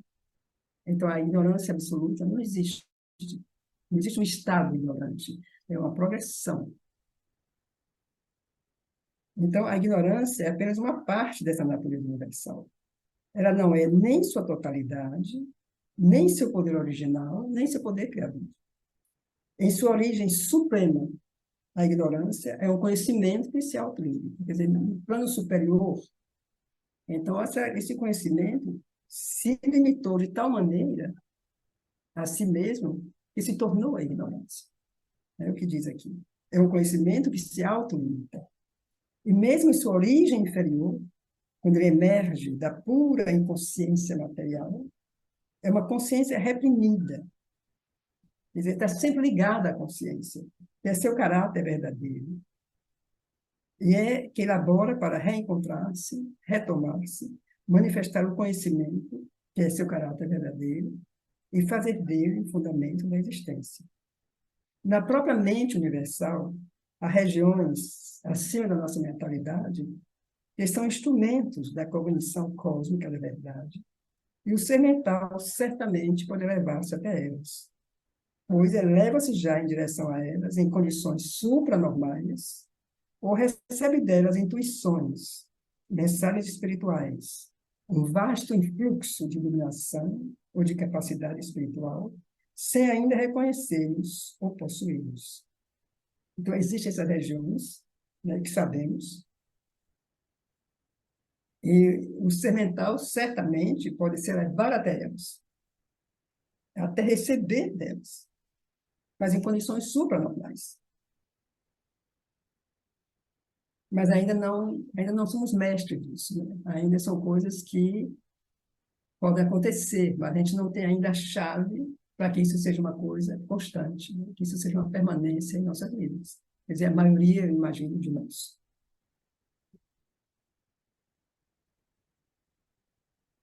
Todas essas regiões são conscientes do que está além. Quer dizer, no momento que a gente chega a essas regiões, a partir daí se sabe do que está além, são conscientes do que está além delas. E a mais alta entre elas está diretamente aberta à supramente e percebe a consciência verdade que a ultrapassa. Além disso, no próprio ser em evolução, esses poderes superiores da consciência estão aqui, a sustentar a verdade mental e a servir de base à sua ação que os escolhe. Isso também, quer dizer, isso tudo está aqui já, né? Quando estamos em evolução, nós somos seres, não, que estamos em evolução, esses poderes superiores de consciência estão aqui a sustentar a verdade mental e a servir de base à sua ação e códigos.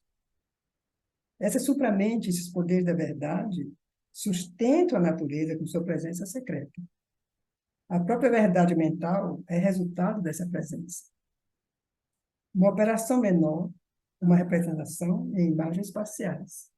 Portanto, não só é natural, mas parece inevitável que esses poderes mais altos da existência manifestem-se aqui na mente, assim como a própria mente manifestou-se na vida e na matéria.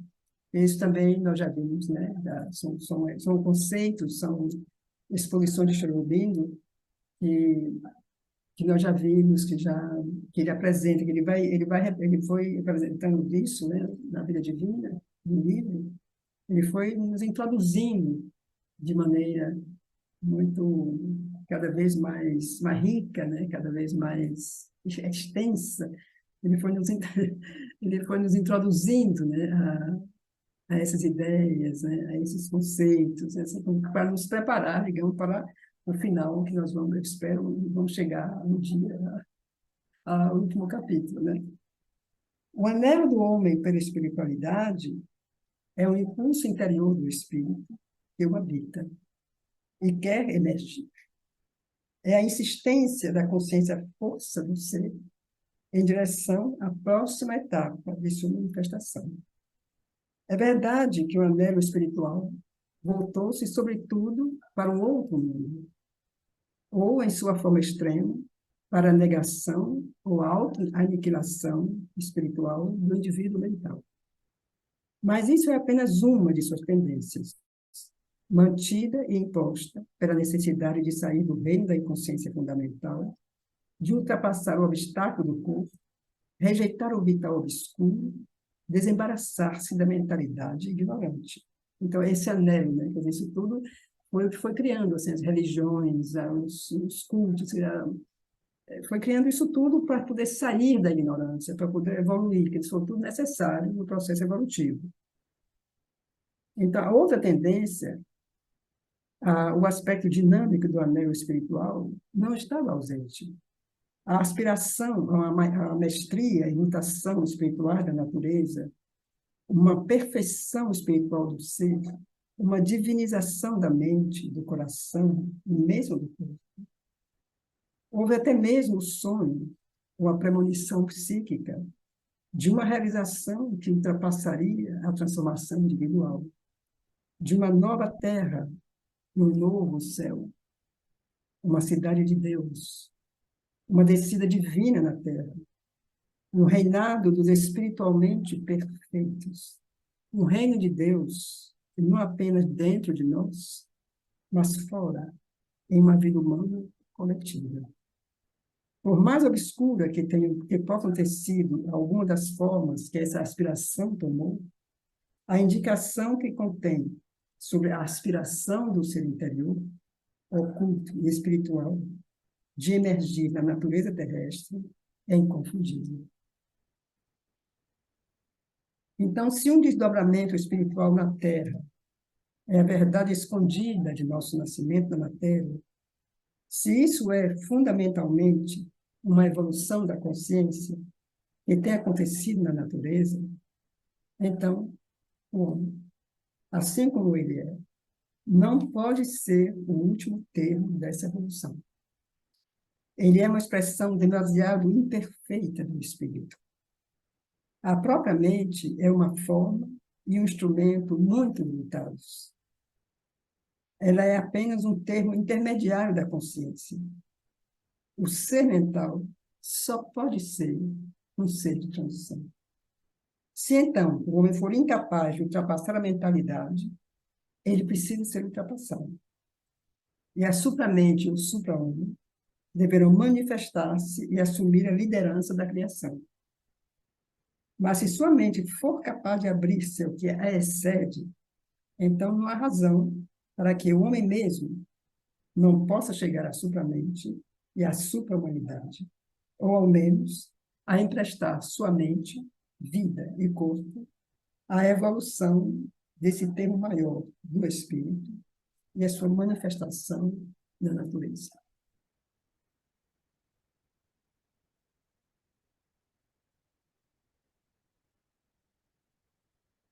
Então, conseguimos ler nosso capítulo até o final. E eu acho que nossa leitura hoje foi bastante variada, de certo modo, né? E, então, podemos concluir agora e podemos ver se há perguntas, se há...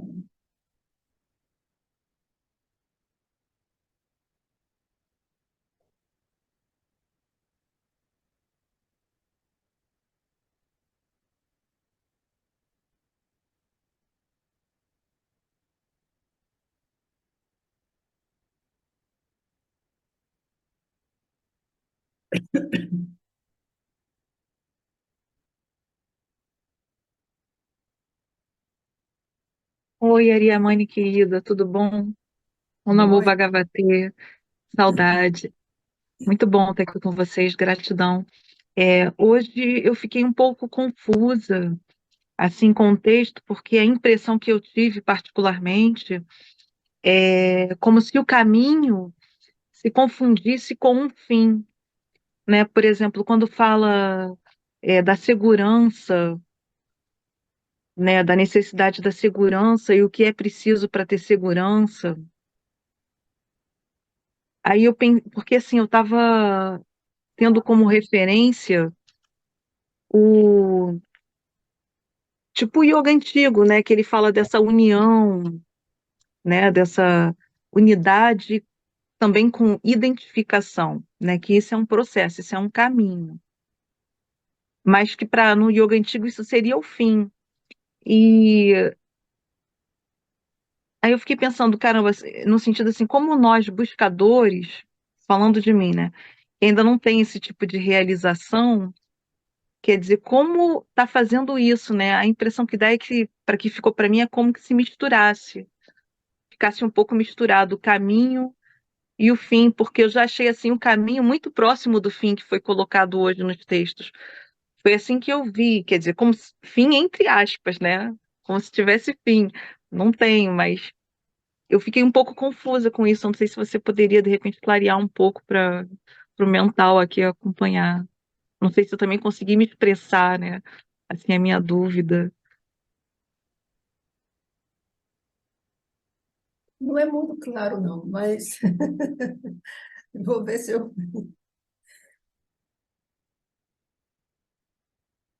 Porque você falou de duas ou três coisas ao mesmo tempo, eu acho, na sua pergunta. E eu não entendi bem essa coisa do fim e do processo, né? Você quer dizer isso? O processo para chegar ao fim? Isso, isso.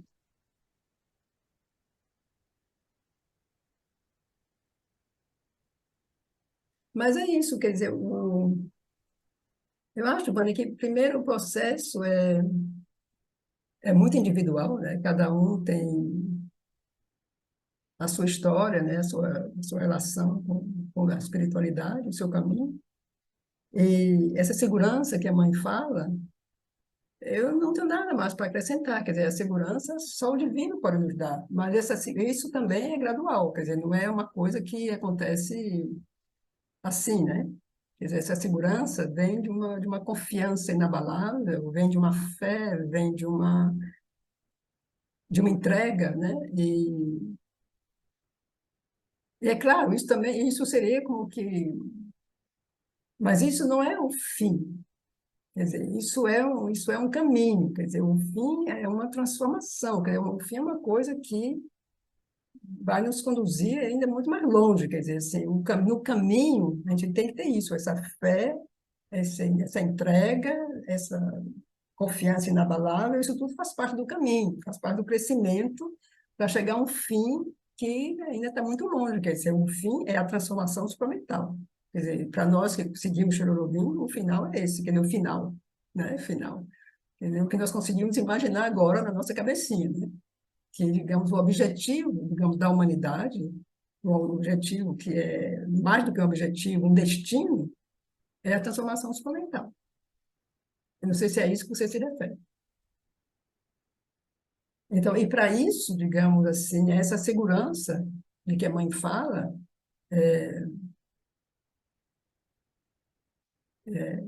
só o divino pode nos dar. Não sei se clarifiquei a sua pergunta, se você se compreendeu alguma coisa. Gratidão, ajudou sim, Ariamane. Também fiquei muito mexida quando falou da questão da perseverança, né, no caminho. Quando?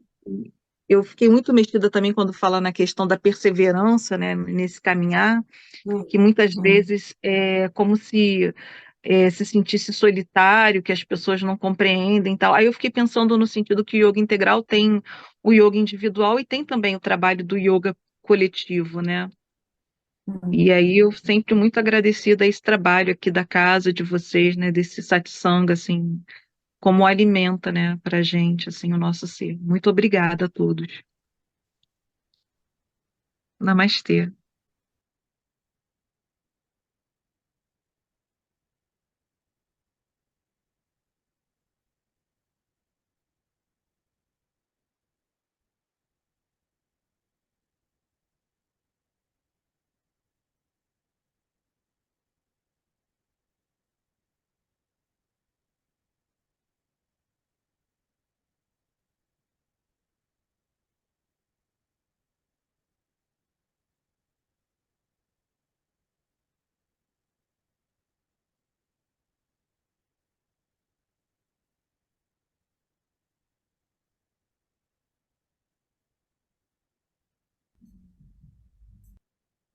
Nenhuma pergunta mais? Você quer? Ah, oi, mano. Ou, Bom dia. Eu queria comentar em cima desse tema, né? É, primeiro, dentro da evolução dos seres vivos, a segurança é fundamental, a segurança genética, né? Ou seja, que um ser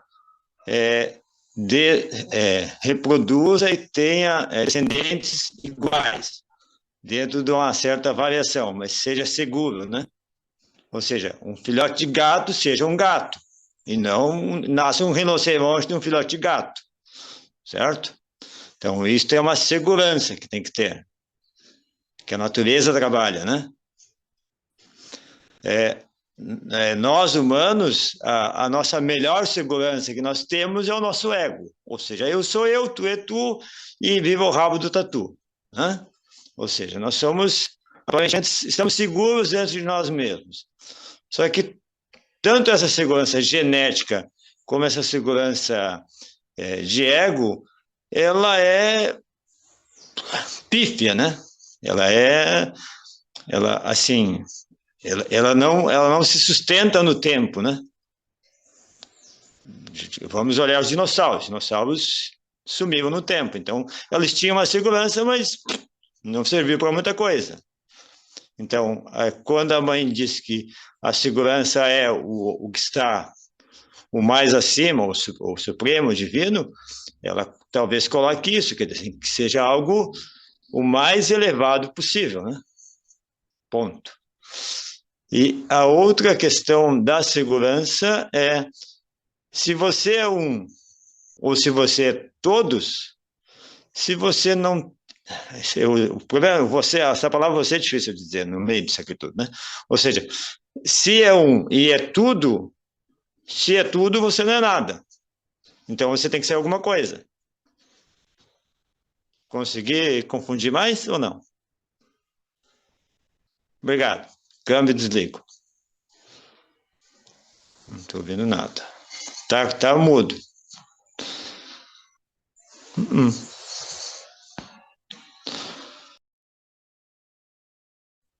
Seu microfone, Ariamani. Oi. Você está querendo uma resposta, Luciano? Hum? Eu não sei se eu tenho uma resposta para isso tudo, não. Como se...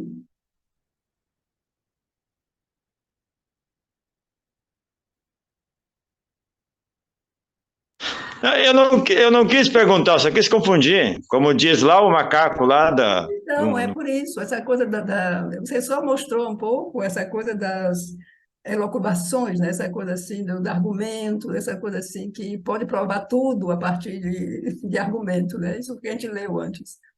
E, e eu sou péssima nisso, quer dizer, eu não consigo. Então, você pode conseguir falar aí a noite inteira, eu não tenho nada para dizer, porque eu não sou argumentativa. Eu nunca soube argumentar. Então, assim, é, não... Aí dá um nó na minha cabeça e eu não consigo dizer nada. Porque para mim, esse negócio de que o gato vai virar elefante ou o que seja, isso para mim não me diz nada. Quer dizer, eu não, isso tudo é fantasia, né? Assim, e eu não sei. Então, se alguém quer dizer alguma coisa, Luciano, diga, porque eu não tenho nada para dizer. Não consigo. E, de fato, nosso exercício, Luciano, aqui, e assim um pouco nós todos, eu acho que não é tanto argumentar, mas assim, encontrar perguntas, né? Que é um exercício mental muito bom. Quer dizer, saber perguntar, quer dizer, é uma coisa que muita gente não sabe, e, e que a pergunta seja uma coisa que tenha a ver com o tema e que traga um elemento enriquecedor, digamos, ao que se está falando, né? Sobre aquilo que que está digamos, na pauta, né? Que é o assunto, né, do momento. E então essa pergunta não houve, né? E nós estamos aqui abertos, sim, a perguntas, né? Deixa eu ver se eu entendi, Ariamani. A mãe fala, né, dessa importância da segurança com S maiúsculo. E ela fala que Sri Aurobindo trouxe, né, esse outro advento, né, além do Cristo, né, do questão da compaixão, amor, ele colocou essa questão da perfeição, o alcance da perfeição. E ao mesmo tempo em que ela alia essa realização dessa perfeição a essa segurança, né? E ao mesmo tempo ela coloca, né, que porque como se existissem forças também, ela chama atenção para a importância da segurança, porque a qualquer momento existe o risco das coisas serem destruídas. E que estamos, de certa forma, expostos a isso. E, ao mesmo tempo, temos que nos preocupar com isso, para que as coisas não sejam, né, destruídas. E aí ela também coloca como o cume dessa segurança se ela está no Supremo, não está nem ao mesmo tempo que temos que fazer alguma coisa, né? Está no Supremo. Então parece que ela chama a atenção, como você trouxe também o poema da batalha, né? Sri Aurobindo, quando teve a questão da perna, né? Já em 1939, se eu não me lembro, se não me esqueci, ele foi acometido e se sentiu, né? Avassalado por essas forças, né, titânicas e em dado momento ele parece que no poema ele fala como se isso fosse um cumprimento da vontade e uma entrega a essa vontade maior, né, como assim ele resiste, né, não sucumbe, mas ele sente, né, no poema fala desse ataque. Então, estamos convivendo o tempo todo, né, com essas forças aí que, que, que fazem uma oposição a essa segurança. E parece que ela coloca qual seria o papel de cada um de nós nesse processo de que seria a saída, o aproximar-se a essa segurança com S maiúsculo, né? A essa segurança suprema, como que ela é a única, ao mesmo tempo em que ela coloca e chama a atenção para a consciência realizar as coisas naquilo que ela alcança também como segurança, né? Não sei se é bem isso que eu entendi ou nessa direção.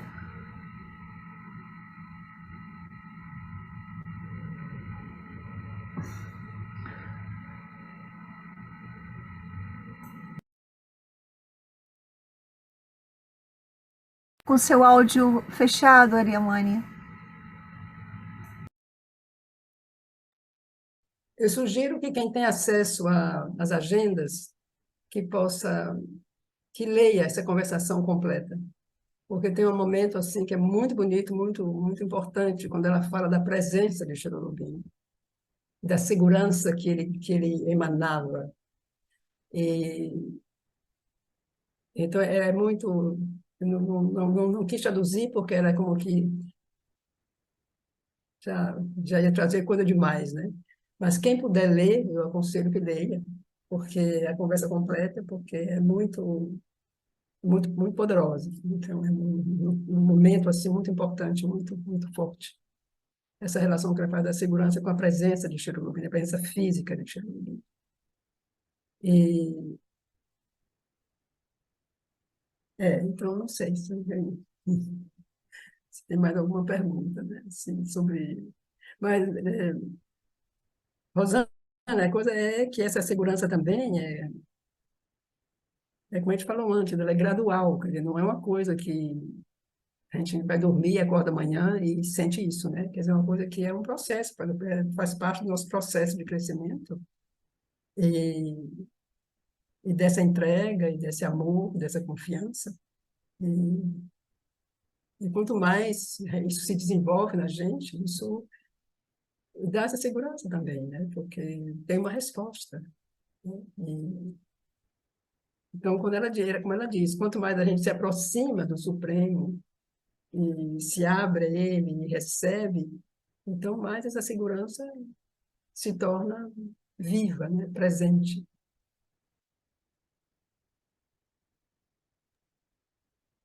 Deixe-me acrescentar um comentário aqui, Alemani, partindo dessa sua fala agora e fazendo uma associação com o que nós vimos sobre a questão da entrega. Então, num certo nível vivencial, a segurança possível que nos é possível é a do filhote do gato, da gata, ou do tigre, ou da tigresa, ou da leoa, que se entrega à condução. Mas, ao mesmo tempo, num plano assim mais filosófico, ontológico, que é o do começo da percepção, né, quando ela fala daquelas constantes que cada avatar como que traz consigo, né, depois quando ela fala da necessidade da permanência, depois da perfeição, da realização plena, da compaixão, do amor, isso não deixa de fazer de evocar uma lembrança daqueles fundamentos da manifestação do ser divino, né, os aspectos de Sat Chit Ananda. E se pensamos em Sat Chit Ananda, né, porque quando pensamos em termos de perfeição, podemos pensar em termos de uma perfeição realizada da manifestação de consciência e força. Se pensamos em termos de amor, compaixão, de Ananda. Então eu fiquei me perguntando se essa segurança ela não estaria ligada ao próprio Sat, porque depois ela vai falar da necessidade da paz como um fundamento de toda a realização. Então, como se a paz fosse a base, o leito dessa presença, dessa existência, que simplesmente é desde sempre. E aí eu fiz uma associação com aquela passagem de Savitri, em que Sri Aurobindo nos diz: no começo é preparado o fecho. No começo é preparado o fecho. E na sequência da mesma passagem ele diz: eu sei que tua criação não pode falhar. Então é como se, não sei digamos assim, referência ou segurança vivencial nos dá presentemente, mas talvez fosse uma ajuda a lembrar que aquilo que será um dia realizado plenamente já está aqui desde o começo, desde sempre. Então, esta paz, esta existência, esta sustentação, isso já está de alguma forma aí. De alguma forma, isso é a garantia de que esta manifestação chegará ao seu termo, ao seu cumprimento pleno, embora teoricamente ou praticamente mesmo estejamos aí sujeitos a qualquer momento a um choque de um meteoro gigante com a Terra que possa colocar tudo a perder, mas aparentemente nos é dito, uma vez que houve a intenção dessa manifestação, ela chegará ao seu termo, ao seu cumprimento pleno. E o que me pareceu que poderia ser uma contribuição para a reflexão aqui é essa percepção de que isso deverá ser realizado um dia, nós ainda estamos longe no caminho para uma realização plena disso, mas a lembrança de que isto já está desde sempre na base, no fundamento da manifestação como um todo do ser universal, mas também do ser individual. Ou seja, esses fundamentos aí da paz, da base inalterável que a paz pode trazer, isso já está. É questão de encontrarmos ou reencontrarmos isso. Quer dizer, não é tanto uma questão só de algo a ser alcançado, algo a ser acrescentado que não esteja já, na essência do ser, mas isso de alguma forma já está aí. É como que o trabalho é restabelecer uma ponte com isso, e depois de uma ponte com isso, com o todo, né? E aí então pode se pensar em termos da realização plena deste todo, que ainda não aconteceu, mas que virá um dia com segurança, já com base nesta fé para a qual Sri Aurobindo aponta, né? Então não sei se É, é que também tudo isso é muito progressivo, né? Porque finalmente a paz, em termos individuais, digamos, é uma realização espiritual, né? Quer dizer, a paz é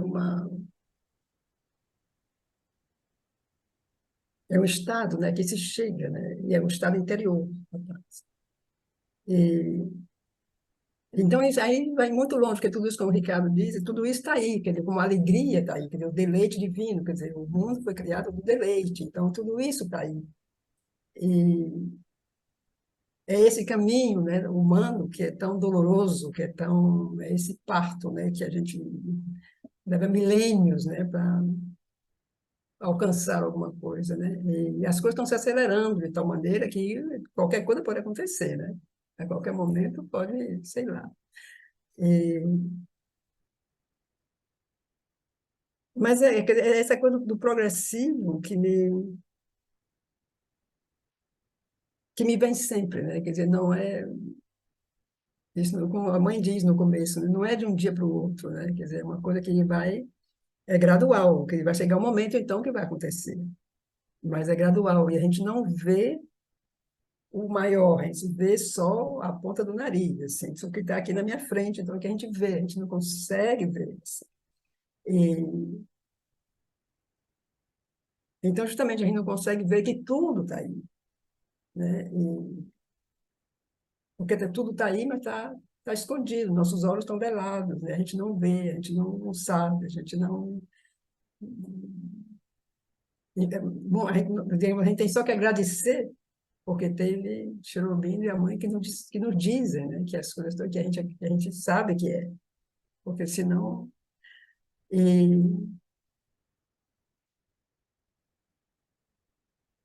e, e nada, quer dizer, eu acho que é só isso mesmo, quer dizer, é continuar e confiar e, e se abrir cada vez mais, porque, repetindo, é a única segurança que a gente tem, não tem outra, né? É só essa mesmo, quer dizer, não tem outra segurança.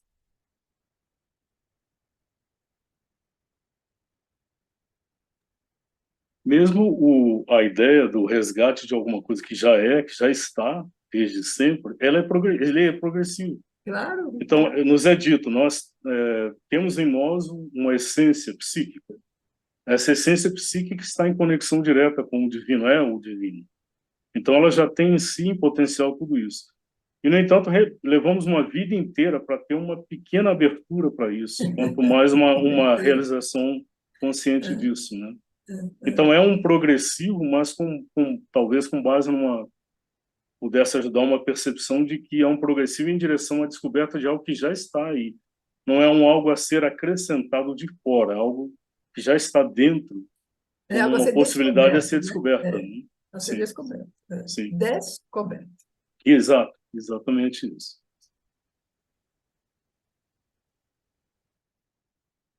Então,